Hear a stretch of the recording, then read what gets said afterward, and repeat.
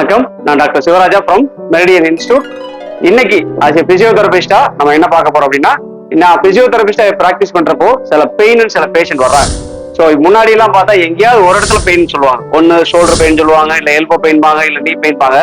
ஆனா இன்னைக்கு காலகட்டத்தில் பார்த்தா எக்கச்சக்க இடத்துல பெயின் சொல்றாங்க. அவங்க முட்டியில back pain, neck pain, multiple ஏரியாவில் பெயின் சொல்றப்ப எங்களுக்கு ட்ரீட்மெண்ட், நாங்கள் ஒரு பெயினா நம்ம பிசியோதெரபிஸ்ட் நாங்கள் என்ன பண்ணுவோம் அப்படின்னா, மேனுவல் தெரப்பி பண்ணுவோம், அல்ட்ராசவுண்ட் சில மெஷின் யூஸ் பண்ணுவோம், ஐஎஃப்டி யூஸ் பண்ணுவோம், சம்டே ட்ராக்ஷன் யூஸ் பண்ணுவோம். இந்த மாதிரி மல்டிபிளா நாங்கள் மெஷின் யூஸ் பண்ணி இவ்வளவு இடத்துல பெயின் இருக்கு, நாங்கள் எப்படி ட்ரீட் பண்றது அப்படின்னா எனக்கு இது ஒரு பெரிய சேலஞ்சிங்கான விஷயம் தான்.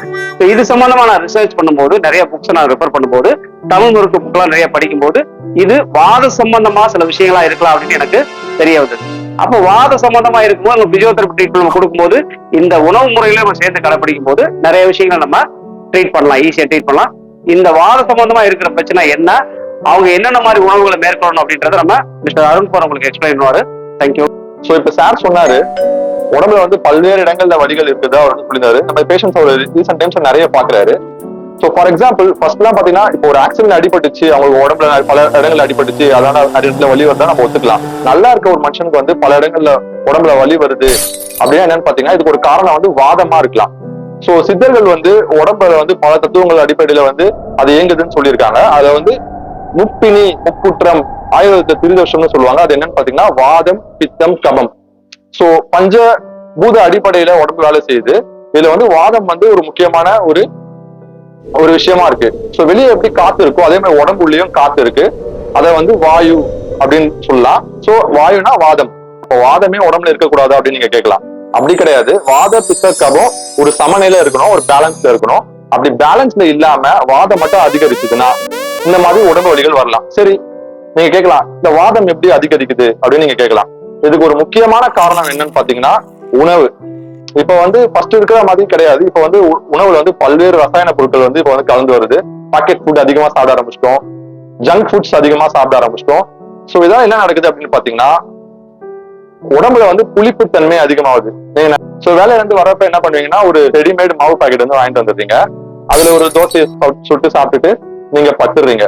சோ இந்த மாவு அப்படி வந்து ஒரு புளித்த உணவு. சோ அறுசுவை உணவு வந்து தமிழர்கள் சாப்பிட்டாங்க. அதுல நம்ம என்ன பண்றோம்னா, கசப்பு, துவர்ப்பை மறந்தே போயிட்டோம். அதுக்கு பதிலாக நம்ம சாப்பிடுற உணவு எல்லாமே புளிப்பான உணவுகள். இப்ப நீங்க மாமிச உணவும் அதிகமா எடுக்க ஆரம்பிச்சிட்டோம், நான்வெஜ் அதிகமா சாப்பிட ஆரம்பிச்சிட்டோம். சோ அதுவும் என்னன்னு கேட்டீங்கன்னா புளிப்பு சுவை தான். சோ இந்த புளிப்பு சுவை அதிகமாக அதிகமாக என்ன ஆகுது பாத்தீங்கன்னா, உடம்புல வந்து மலச்சிக்கல் வந்து அதிகமாகுது. சோ நீங்க எத்தனை பேருக்கு காலை எந்திரிச்சோன்னா ஒரு 1 ஹவருக்குள்ள ஒரு 1/2 hour குள்ள நீங்க மோஷன் போயிருங்கன்னு சொல்லுங்க பாக்கலாம். பல பேருக்கு அது நடக்கிறதே இல்ல. பல பேருக்கு காஃபி குடிக்க வேண்டியதா இருக்கு. இந்த சுடு தண்ணி குடிச்சாதான் எனக்கு வந்து ரெஸ்ட் ரூம் ஃப்ரீயா போகும் அப்படின்னு சொல்றாங்க. இல்லைன்னா பிரேக்ஃபாஸ்ட் சாப்பிட்ட பிறகுதான் எனக்கு ரெஸ்ட் ரூம் போறோம் அப்படின்னு சொல்றாங்க. கம்ப்ளைண்ட்ஸ் வந்து இப்ப அதிகமாயிட்டே வருது. சோ இதனால என்ன நடக்குதுன்னு பாத்தீங்கன்னா, மலச்சிக்கல் அதிகமாயி அங்க வாயு வந்து உற்பத்தி அதிகமாயி அது உடம்புல பல்வேறு மூட்டுகளுக்கு போயிடுது. சரி, இப்ப வந்து வாதம் வந்து காத்து வந்து மூட்டுகளுக்கு போயிடுச்சு. அங்க என்ன நடக்குதுன்னா, அங்க நடக்கிற அந்த ஈரப்பதத்தை அது காய வச்சு அதனால வந்து அங்க வந்து ஒரு உராய்வு ஏற்பட்டு அங்க வந்து வலி ஏற்படுது. இதுதாங்க ஒரு பேசிக்கான நீங்க புரிஞ்சுக்க வேண்டிய ஒரு அடிப்படை வாதத்தால. இப்ப வந்து வாதம் என்னன்னு பார்த்தோம், வாதத்தால எப்படி வலி வருதுன்னு பார்த்தோம், மலச்சிக்கல் ஆயிடுச்சுன்னு பார்த்தோம். சரி, இப்ப எப்படி இதை சால்வ் பண்றதுன்னு பாத்தீங்கன்னா, ஓங்குகின்ற மலக்கட்டை உடைத்தால் வாதம் போச்சுன்னு சித்தர்கள் சொல்லி வச்சிருக்காங்க. சோ வந்து என்ன பண்றோம்னா, ஃபர்ஸ்ட் கான்ஸ்டிபேஷன் வந்து இல்லாம பாத்துக்கிறோம். அது வந்து ரொம்ப ரொம்ப இம்பார்ட்டன்ட். மலச்சிக்கல் இல்லாம பாத்துக்கிறோம். அதுக்கு ஃபர்ஸ்ட் புளிப்பான உணவுகள் எடுக்கிறத வந்து நீங்க தவிக்கணும். இந்த ஃபுட்ல வந்து நீங்க கண்டிப்பா ஒரு சேஞ்சஸ் நீங்க கொண்டு வந்தே ஆகணும். அதுக்கப்புறம் மருந்து பொருட்கள், மருந்துகள் என்ன இருக்கு தமிழ் மருத்துவத்துன்னு பாத்தீங்கன்னா நிறையவே இருக்கு. ஃபர்ஸ்ட் வள்ளலார்லாம் போன்ற ஞானிகள் நிறைய பேர் சொல்லியிருப்பாங்க, 6 மாதத்துக்கு ஒரு தடவை சுகபேதி எடுத்துக்கணும் அப்படின்னு சொல்லுவாங்க. அதெல்லாம் இப்ப மறந்தே போயிட்டோம். எல்லாரும் எண்ணெய் தேய்ச்சி குளிக்கிறது, இந்த பேதிக்கு மருந்து எடுக்கிறது, வாந்திக்கு மருந்து எடுக்கிறது நம்ம மறந்தே போயிட்டோம். சோ அதுல வந்து பாத்தீங்கன்னா, உங்ககிட்ட இருக்க உங்களுக்கு தெரிஞ்ச சித்த மருத்துவர்களா இருந்தாலும் உங்களுக்கு தெரியலன்னா நீங்க எங்கிட்ட சொல்லுங்க. எங்களுக்கு நல்ல சித்த மருத்துவர்கள் பல பேர் தெரியும், தமிழ் மருத்துவர்கள் பல பேர் தெரியும், நாங்களே உங்களுக்கு வழிகாட்டுறோம். சோ அவங்க கிட்ட வந்து பாத்தீங்கன்னா ஒரு சுகபேதிக்கு ஒரு மருந்து எடுத்துக்கோங்க. சோ அது ஒரு நாள்லயே உங்களுக்கு வந்து மலக்கட்டை உடைச்சி உங்களோட இன்டெஸ்டைன் வந்து கிளீன் பண்ணிடும். அதனாலேயே உங்களுக்கு பல பிரச்சனைகள் வந்து வராம போயிடும். சோ இதுல குறிப்பா சில மருந்துகள் சொல்லணும்னா, சித்தாதி எண்ணெய், பழத்தெண்ணெய், நேர்வாளம் கலந்த அகத்தியர் குழம்பு, கௌசிகர் குழம்பு, இந்த மாதிரியான மருந்துகள் அருமையாவே வேலை செய்யும். உங்களுக்கு ஒரு நாள்லயே உங்களுக்கு நல்ல ரிசல்ட்ஸ் தெரியும். மலக்கட்டு உடைஞ்சி இன்டெஸ்டைன் கிளீன் ஆனாலே நீங்க மென்டலா ரொம்ப ரிலாக்ஸ்டா இருப்பீங்க, பாடியில இருக்க பெயினும் குறையும். சோ கண்டிப்பா சுகபேதிக்கு ஒரு மருந்து எடுத்து அதுக்கப்புறம் நீங்க வாதத்துக்கு மருந்து எடுத்தீங்கன்னா ரொம்ப அருமையான ரிசல்ட்ஸ் உங்களுக்கு வந்து கிடைக்கும். துவையல்ல பாத்தீங்கன்னா முடக்கத்தான் துவையல், வல்லாரை துவையல், தூதுவளை துவையல் இதெல்லாம் நீங்க நெய் விட்டு சாப்பிட்டீங்க வந்தீங்கன்னா கண்டிப்பா வாதம் வந்து நல்லாவே குறையும். பர்டிகுலரா முடக்கத்தான் வந்து நல்லாவே வாதத்தை வந்து தணிக்கும்.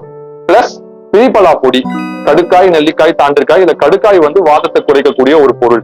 ஸோ நன்றாக முடிக்கப்பட்ட அந்த திரிபலா சூரணம் வந்து ஒரு ஸ்பூன் நீங்க நைட்ல சாப்பிட்டு வந்தீங்கன்னா உங்களுக்கு மலச்சிக்கல் இருக்காது, வாதம் சேர்றது வந்து குறையும்.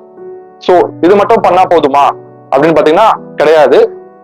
ஃபுட்டோட சேர்த்து நீங்க சில எக்ஸசைஸும் பண்ணணும். அதை பத்தி வந்து நம்ம சார் வந்து சொல்லுவாரு.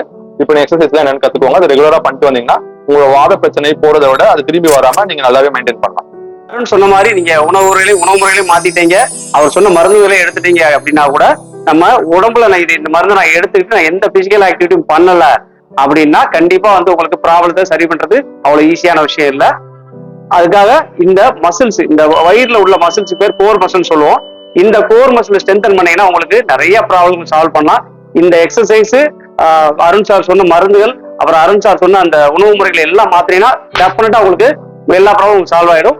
இந்த கோர் ஸ்ட்ரென்தன் பண்ற எக்ஸசைஸ் மட்டும் உங்களுக்கு டீச் பண்றேன் பாருங்க. ஓகே, இந்த மாதிரி சுப்பைன்ல படுத்துக்கணும், முடியும் மல்லாக்க படுத்துக்கோங்க. எப்பவுமே எக்ஸசைஸை பொறுத்த வரைக்கும் நீங்க மல்லாக்க படுத்து சில எக்ஸசைஸ் பண்ணணும், சிட்டிங்ல ஏதாவது எக்ஸசைஸ் சிட்டிங்ல பண்ணணும், அதுக்கப்புறம் ஸ்டாண்டிங்ல எக்ஸசைஸ் ஸ்டாண்டிங்ல பண்ணணும். இந்த ஆர்டர்ல தான் நீங்க எக்ஸசைஸ் பண்ணணும், lying, sitting and standing. Okay, இப்போ லையிங்ல ஃபர்ஸ்ட் எக்ஸசைஸ் பண்ற பாருங்க.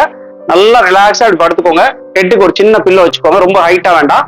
ஸோ காலுக்கு இப்படி ஒரு பில்லோ வச்சுக்கோங்க. இப்படி ஸ்டொமக்ல இப்படி சைட்ல இந்த நேவியோட தொப்புளோட சைட்ல இப்படி கையை வச்சுட்டு லைட்டா உள்ள இழுங்க.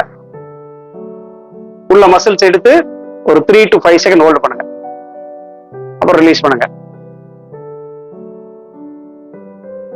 ஒரு 5 ரிப்பிட்டேஷன் போதும்.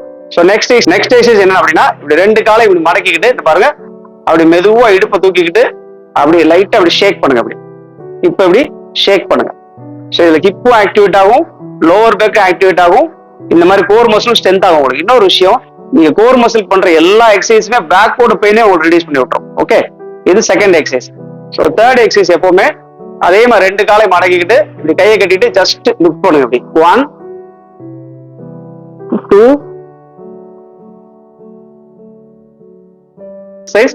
அப்படியே உங்களுக்கு குப்புறப்படுத்த போறோம்.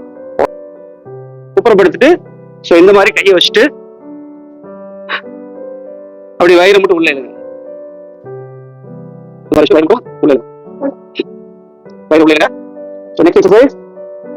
கையை வச்சுட்டு அப்படி பேக் மட்டும் லிஃப்ட் பண்ணுங்க. அப்படி லிஃப்ட் பண்றீங்க.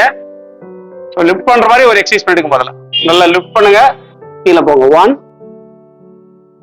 எக்ஸசைஸ் ஜஸ்ட் நம்ம ஸ்பைன் அப்படி லிஃப்ட் பண்ணிட்டு அப்படி டர்ன் பண்ணி பாருங்க. 1 2.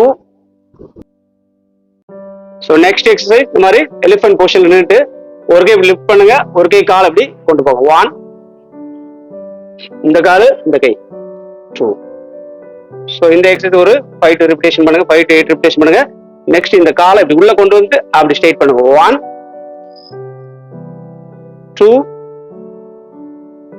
3. ஸோ அது மாதிரி இந்த காலு ஒரு எக்ஸசைஸ் 5 to 8 ரிப்பிட்டேஷன் பண்ணுங்க.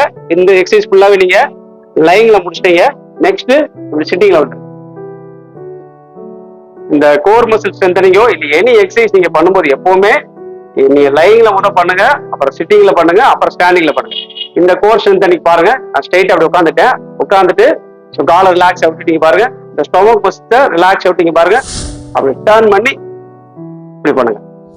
மசில் பண்ற எல்லா எக்ஸசைஸும் உங்களுக்கு பேக்கே சேர்த்தான் ஸ்ட்ரென்தன் பண்ணும். Okay, so next exercise standing. Next நம்ம கோர் மசில் ஸ்ட்ரென்தனிங் எக்ஸசைஸ் நம்ம ஸ்டாண்டிங்ல பண்ண போறோம். ஸ்டாண்டிங்ல அப்படின்றப்ப நம்ம ஸ்பைனை ஸ்ட்ரெயிட்டா வச்சு கரெக்டா வச்சுக்கோங்க. ஸோ இப்படி கையை பின்னாடி வச்சுட்டு இங்க பாருங்க, காலை மட்டும் லிஃப்ட் பண்ணுங்க. 1 2 இப்படி வச்சுக்கோங்க. இப்படி கை வச்சுட்டு 1 2 எக்ஸசைஸ் நீங்க ப்ராப்பரா ஃபாலோ பண்ணீங்க அப்படின்னா உங்களுக்கு அந்த கான்ஸ்டிபேஷன் ப்ராப்ளம் சால்வ் ஆயிடும். ஓகே.